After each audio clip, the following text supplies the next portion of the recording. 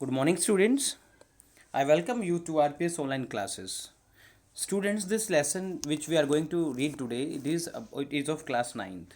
The name of the lesson is The Sound of Music, and this is the first part of this lesson. This lesson is in two parts. First part is about Evelyn Glennie, who was a deaf girl and who learned the music, and another story is about Bismillah Khan.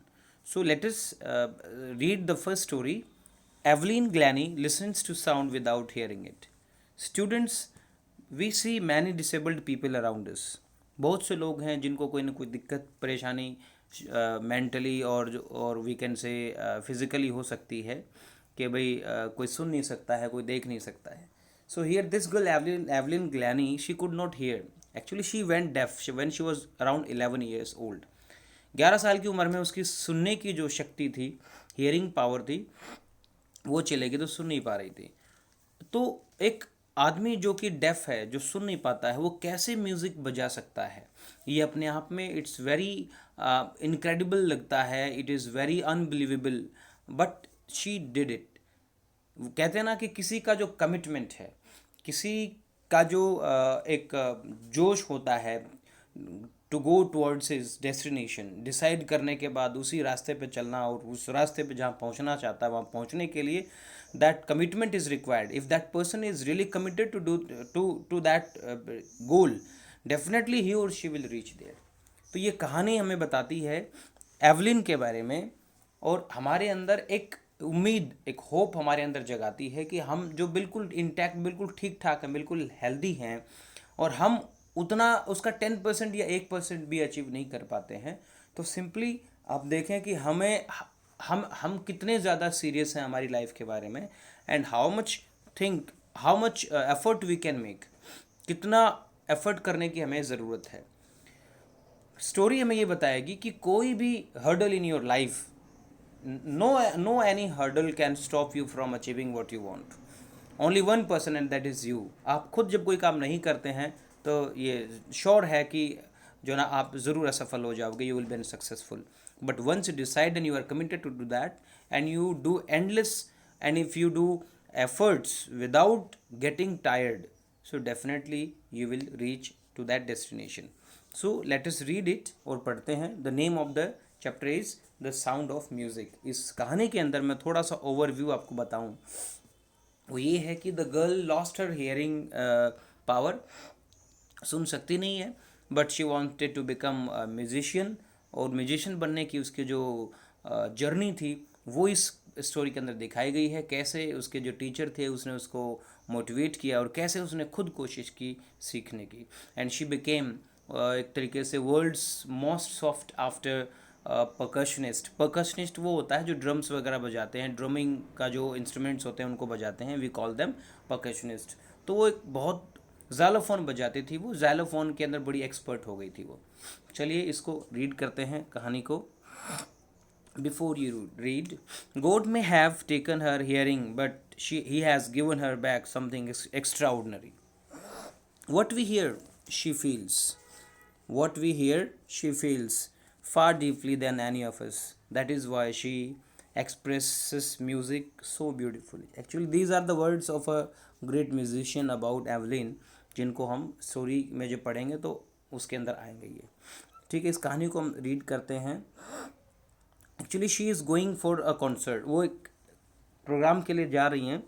ठीक है, and the story starts, यहाँ जो बता रहे हैं ये start कहाँ से होता है, एक प्लेटफॉर्म से, जो कि ट्रेन के लिए वेट कर रही हैं वो. Rush hour crowds jostle for position on the underground train platform. Rush hour का मतलब होता है बहुत ज़्यादा भीड़ होना, बहुत ज़्यादा बिजी होना.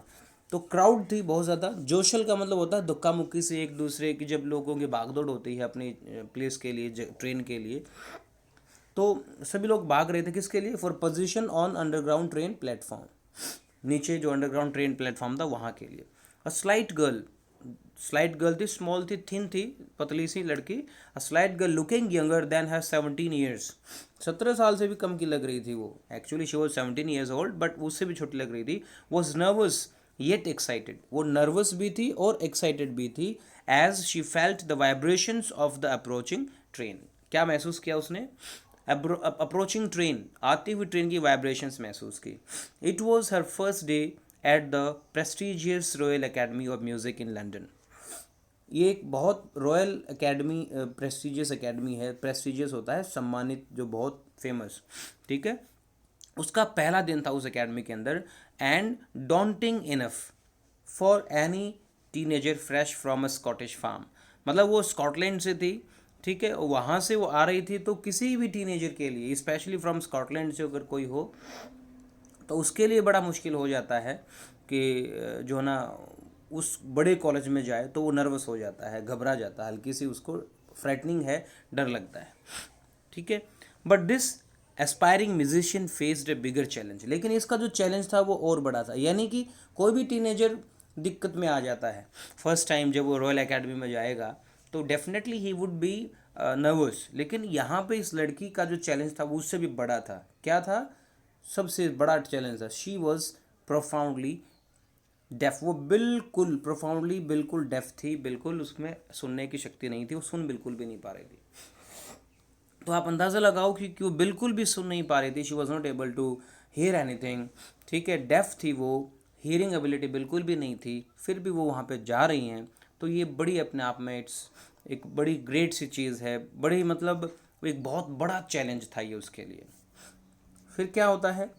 Evelyn Glennie is loss of hearing. अब थोड़ा सा बैकग्राउंड में उसकी बात करते हैं कि कैसे जो है ना उसकी जो हियरिंग जो लॉस हुआ, उसकी जो सुनने की शक्ति थी वो कैसे गई। Evelyn Glennie's loss of hearing had been gradual. Gradual होता है धीरे धीरे, कई बार एकदम से कोई दिक्कत आती है, लेकिन उसकी जो हियरिंग जो एबिलिटी थी वो धीरे धीरे गई, ठीक है, कम सुनाई गया, फिर और कम, फिर और कम, ऐसे हुआ। Her mother remembers noticing something was wrong when the 8-year-old Evelyn was waiting to play the piano. जब वो 8 साल की थी तब थोड़ा सा उसकी मदर को डाउट हुआ था कि कुछ गड़बड़ है, ठीक है, जो वो पियानो बजाने की कोशिश कर रही थी, ठीक है। She was waiting to play the piano. They called her name, उसका नाम बोला उन्होंने, एवलिन का, एंड शी डिडंट मूव, वो हिले भी नहीं। यानी पियानो बजाना था, वो उसका नाम बोल रहे थे और वो हिले भी नहीं। यानी ऐसा तो तब होता है जब कोई सुने ही नहीं हमारी बात को, वो कहीं पे बैठा, हम उसको बुलाते हैं, वो हमारी आवाज़ को जब तक सुनेगा नहीं तब तक वो हिलेगा नहीं। तो यही हुआ, शी डिड नॉट मूव।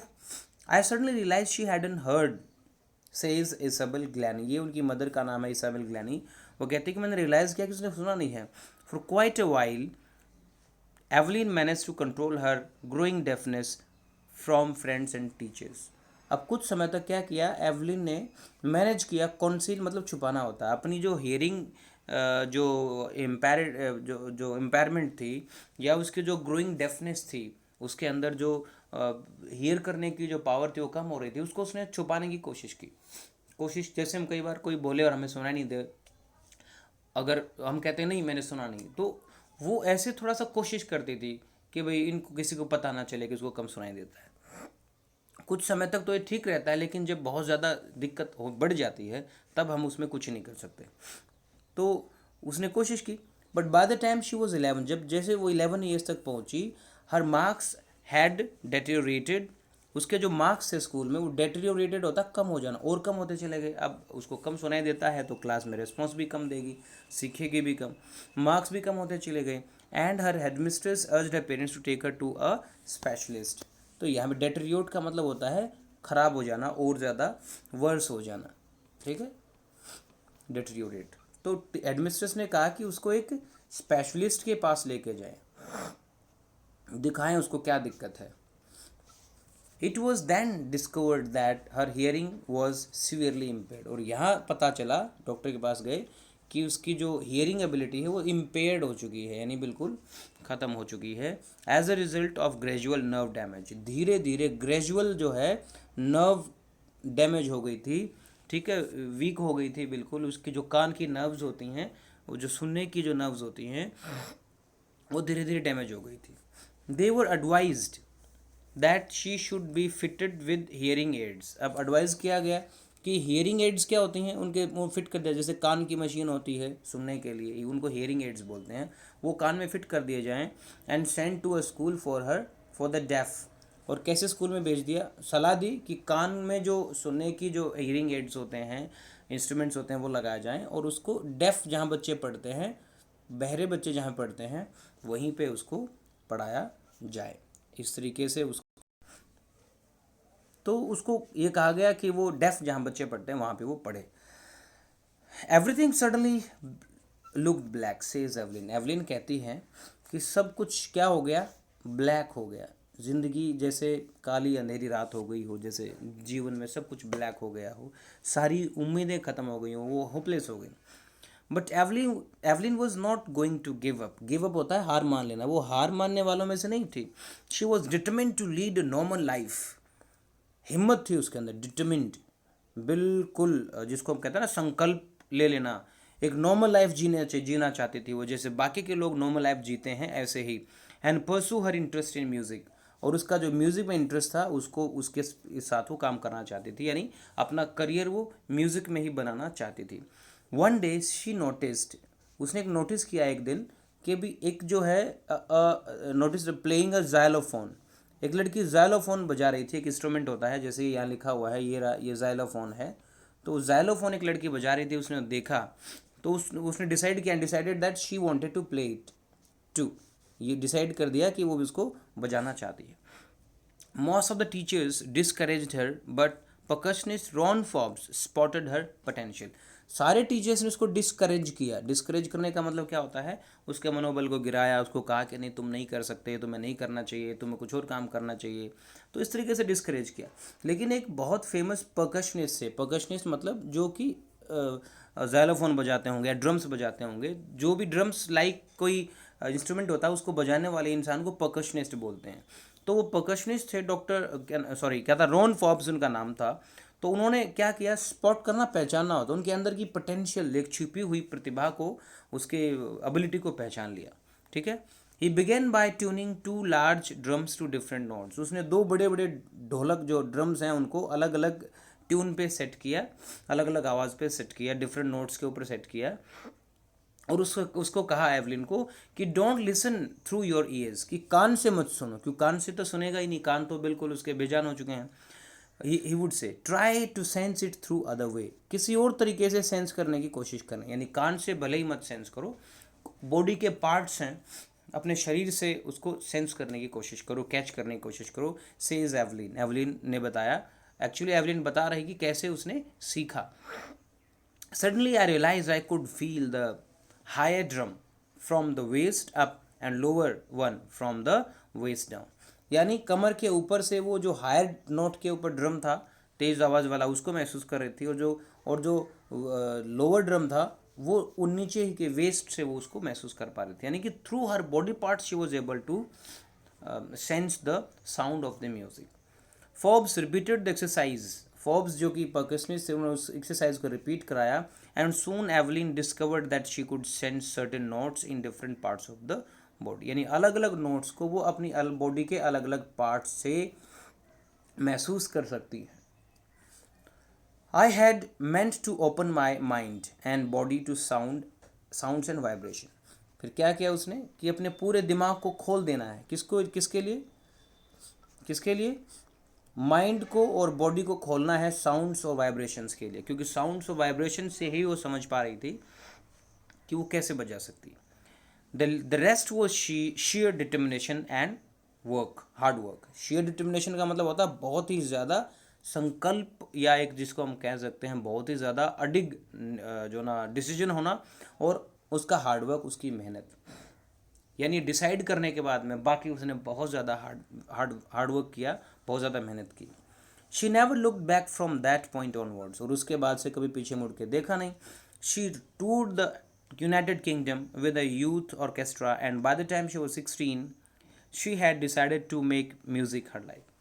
है ना, यूनाइटेड किंगडम में गई वो यूथ के साथ में, युवा जो बच्चे उनके साथ में, एक ऑर्केस्ट्रा की टीम थी। ऑर्केस्ट्रा में क्या होता है, बहुत सारे इंस्ट्रूमेंट्स को बजाया जाता है। ये एक तरीके से इंस्ट्रूमेंटल होता है, वोकल नहीं होता, इसमें कोई गाता नहीं है, लेकिन बजाते हैं। तो वो यूनाइटेड किंगडम गई, और जब तक वो 16 साल की होती उसने डिसाइड कर लिया था कि हर लाइफ वुड बी म्यूज़िक, कि म्यूज़िक ही उसकी ज़िंदगी होगी। फिर उसने ऑडिशन दिया। She audition for the royal academy of music, royal academy of music के लिए उसने ऑडिशन दिया and scored one of the highest marks in the history of the academy.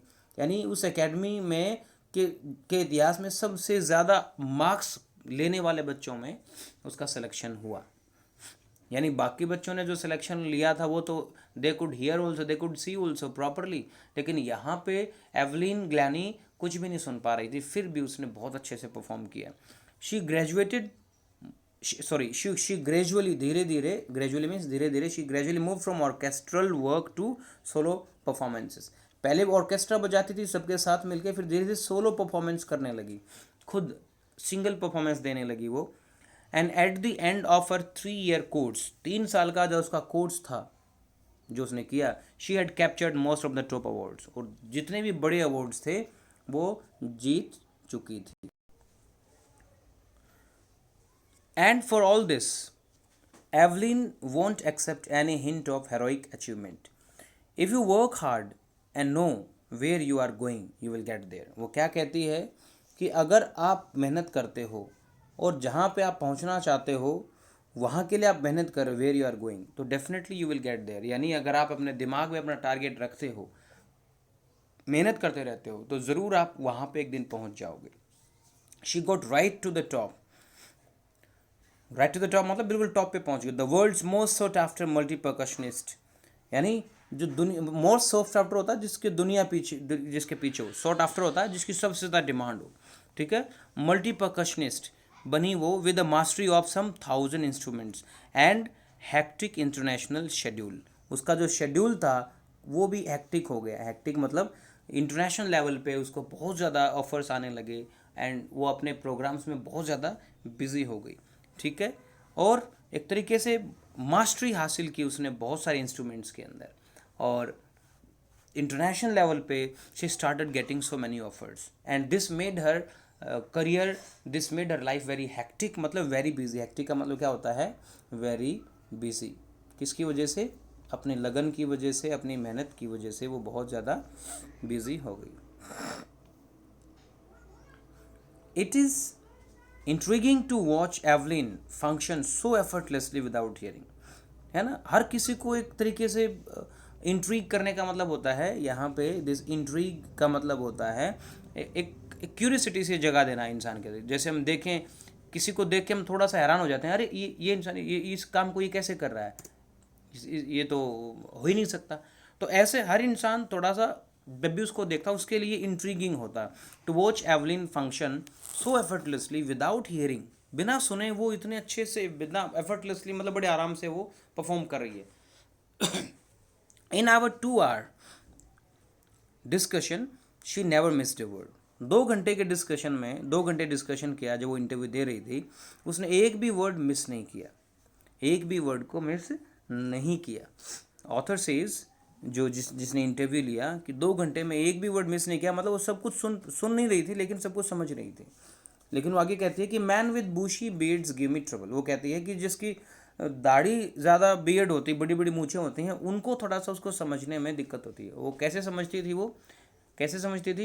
Actually वो उनके लिप्स को रीड करती थी, तो शायद जिसकी बड़ी बड़ी मूछें होंगी उसके लिप्स को पढ़ने में उसको दिक्कत आती थी, ठीक है। हंसते वो कहती है कि बूशी बियर्ड्स जिनकी होती हैं, जिनकी दाढ़ी बड़ी होती है, उसको समझने में थोड़ी सी उसको ट्रबल आती है। She laughed. It is not just watching the lips, वो कहती हैं it is just not watching the lips, केवल वो लिप्स को देख के नहीं समझ सकती हैं, द होल फेस, पूरा चेहरा दिखना चाहिए, स्पेशली द आइज, आंखें भी दिखनी चाहिए। She speaks flawlessly with Scottish lilt. Scottish मतलब, स्कॉटिश लिल्ट मतलब एक्सेंट कह सकते हैं, एक लहजा कह सकते हैं। तो स्कॉटलैंड का जो स्कॉटिश वे ऑफ टॉकिंग है उसमें वो बोलती है। My speech is clear. आगे वो कहती है कि मैं जो बोल पा रही हूँ वो बिल्कुल क्लियर है। My speech is clear because I could hear till I was 11। अब यहाँ का क्या मतलब है भी? आमतौर पे जब बच्चा डेफ होता है, जैसे कोई अब अगर जन्म से ही बहरा होगा तो एक्चुअली वो गूंगा भी हो जाता है, वो जो है डम भी हो जाता है। रीज़न क्या होता है? क्योंकि उसके कान में जब तक कुछ जाएगा नहीं वो सीखेगा क्या? बच्चे सुनते हैं और तब सीखते हैं। तो ये इसकी स्पीच, आवाज़ बिल्कुल बोल रही थी बिल्कुल क्लियरली। क्यों बोल पा रही थी? तो कहती हैं क्योंकि वो 11 साल तक ईजिली सुन पा रही थी, इस वजह से उसको बोलना भी आ गया था।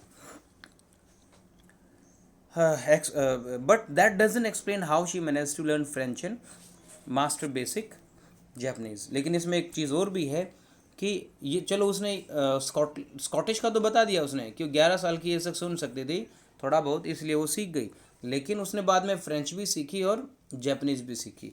इसके बारे में कुछ नहीं पता कि वो कैसे सीख गई। As for music she explains, ये म्यूजिक के बारे में जहाँ तक वो एक्सप्लेन करते हैं वो कहती हैं it pores in through every part of my body.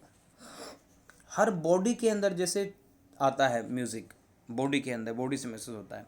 It टिंगल्स in the skin, है ना, एक तरीके से स्किन के अंदर एक मूवमेंट सा कोज करता है, ये मतलब मूवमेंट सी होती है। My my my cheek bones, cheek bones even in my hair, यानी चीक बोन्स में भी और हेयर से भी वो कहती है कि मैं म्यूज़िक को महसूस करती हूँ। When she plays the xylophone she can sense the sound passing up the stick in two finger tips. उसकी जो फिंगर टिप्स हैं, उंगलियों के टिप्स हैं, उनके अंदर से महसूस होता है कि वो म्यूज़िक को महसूस कर पा रही हैं। By learning against the drums she can feel the resonance flowing into her body. और जहाँ तक ड्रम की बात करती है तो ड्रम वो कैसे महसूस करती हैं, she can feel the resonance मतलब इको, जो म्यूज़िक है उसकी इको को वो अपनी बॉडी पार्ट्स के अंदर महसूस करती है। ठीक है। ऑन अ वुडन प्लेटफॉर्म, और वुडन स्टेज, वुडन प्लेटफॉर्म पे वो क्या करते हैं, she removes her shoes so that the vibration pass through her bare feet and her legs. यानी चप्पल जूते निकाल के बिल्कुल बेयर फुट होके वो जब वुडन प्लेटफॉर्म के ऊपर परफॉर्म करती हैं तो वो पैरों से, बेयर फिट से, नंगे पैरों से महसूस करती हैं, सीखती हैं, वाइब्रेशंस जो है ड्रम की उसको महसूस करती हैं। नोट सरप्राइजिंगली एवलिन डिलाइट्स हर ऑडिशन और ऑडियंसेस। किसको डिलाइट करती हैं, खुश करती हैं, किनको, ऑडियंसेस को। इन 1991 she was presented with the royal Philharmonic societies prestigious soloist of the year. उसको 91 में एक अवार्ड मिला। कौन सा अवार्ड था वो, soloist of the year. Soloist कौन होता है, जो सोलो यानी अकेले में परफॉर्म करता है। और वो कहाँ का अवार्ड था, रॉयल फिलहार्मोनिक सोसाइटी। किसने दिया ये अवार्ड उसको, रॉयल फिलहार्मोनिक सोसाइटी ने दिया, जो कि एक प्रेस्टिजियस सोसाइटी है। और वो अवार्ड कौन सा था, सोलोइस्ट ऑफ द ईयर का। Says master percussionist James blades, ये एक परकशनिस्ट हैं, ड्रमिस्ट हैं, जेम्स ब्लेड्स, ये कहते हैं, इन्होंने क्या कहा कि God may have taken her hearing, God ने शायद उसकी हियरिंग एबिलिटी वापस ले ली, but he has given her back something extraordinary, कुछ ऐसा दिया जो कि असामान्य है, एक्स्ट्राऑर्डिनरी है। What we hear she feels, हम जो सुनते हैं उसको महसूस करती है। Far more deeply than any of us, हमसे कहीं ज़्यादा गहराई से वो चीज़ों को महसूस करती है। That is why she expresses music so beautiful, और यही रीज़न है कि म्यूज़िक को इतने ब्यूटीफुल वे में जो है एक्सप्रेस कर पाती हैं। एवलिन कन्फेसेस दैट, एवलिन एक चीज़ को कन्फेस करती है, मानती हैं कि she is something of a workaholic. वो एक वर्कॉलिक है। वर्कॉलिक वो होता है जिसको काम का नशा होता है, जो बहुत काम करता है, मतलब उसको फुर्सत नहीं है, उसको बैठना नहीं है, बिल्कुल बहुत काम करती हैं वो कहते हैं I just got to work, मेरे पास अभी भी काम है। Often harder than classical musicians, वो कहती है कि जो क्लासिकल म्यूजिशियंस होते हैं उनसे भी ज़्यादा हार्ड काम मेरे पास है, but the rewards are enormous. Apart from the regular concerts, अब जो रेगुलर कॉन्सर्ट क्या होते हैं, म्यूज़िक शोज़ जो शो करती है वो रेगुलरली जो करती है, उनके अलावा भी वो कुछ शो करती है। Evelyn also gives free concerts in prisons and hospitals, यानी जो रेगुलर कॉन्सर्ट्स हैं जो रोज़ करती, उनके अलावा वो और भी कॉन्सर्ट करती है, और भी शो करती है। वो कहाँ करती है, प्रिजन्स के अंदर और हॉस्पिटल्स के अंदर। She also gives high priority to classes for youth musicians, जो यंग बच्चे होते हैं उनकी क्लासेस के लिए वो प्रायोरिटी देती है। And रिचलिन of the बिथोवन fund for def children says, ये एन रिचलिन कौन है, ये बिथोवन फंड फॉर डेफ, ये एक सोसाइटी है, ठीक है, इसके लिए काम करते हैं। वो कहती हैं कि she is shining inspiration for def children, वो बहुत ही बड़ा इंस्पिरेशन है। शाइनिंग मतलब बहुत बिग, चमकना, एक तरीके से बहुत ही प्रोमिनेंट, बहुत ही मुख्य, मेन एक जो है इंस्पिरेशन है, एक प्रेरणा है, किन के लिए, डेफ चिल्ड्रन के लिए।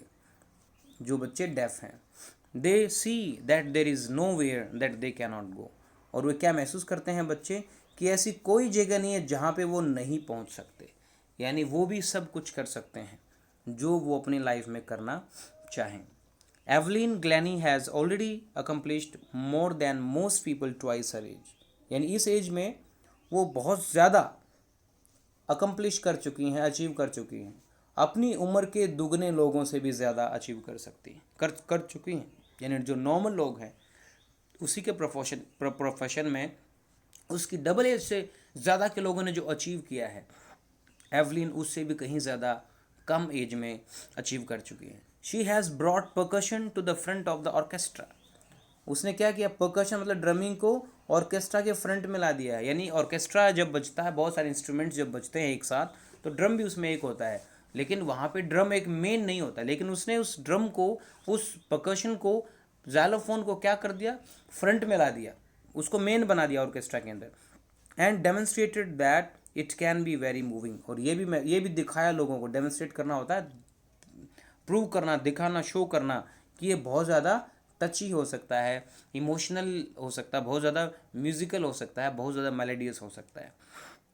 She has given inspiration to those who are handicapped, किनको प्रेरणा दी है, इंस्पिरेशन दिया है, जो हैंडीकैप्ड हैं, यानी जो अपंग हैं, जो डिसेबल्ड हैं। People who look to her and say, लोग जो उसको देखते हैं कहते हैं, if she can do it, अगर ये कर सकती है, आई कैन, यानी लोगों को भी इंस्पिरेशन मिलता है, वो कहते हैं कि जब ये कर सकती है तो हम भी कर सकते हैं इस काम को। And not the least she has given enormous pleasure to millions, और उन्होंने बहुत से इनॉर्मस प्लेजर, बहुत ज़्यादा, इनॉर्मस मतलब बहुत ज़्यादा, प्लेजर यानी खुश किया है, एंटरटेन किया है मिलियंस को, लाखों लोगों को उसने जो है एंटरटेन किया। तो students, this was the story, the first story. आप आज इसको रीड करो, इसका जो एक एक्सरसाइज है that I will send to you, जो कि हम अलग से भी डिस्कस कर लेंगे, and that will be given to you. तो इसको आज आप रीड करेंगे, इट इज़ वेरी नेसेसरी, आज ही इसको फिनिश करेंगे इस चैप्टर को, and another chapter will also be uploaded for you. तो ये चैप्टर आज हम पूरी तरीके से हमें इस चैप्टर को कंप्लीट करना है। तो नेक्स्ट वीडियो में हम बात करेंगे नेक्स्ट स्टोरी की, ठीक है, जो कि किसके बारे में है, बिस्मिल्लाह खां के बारे में है, the shehnai Bismillah Khan. This we will talk in another video. Thank you very much.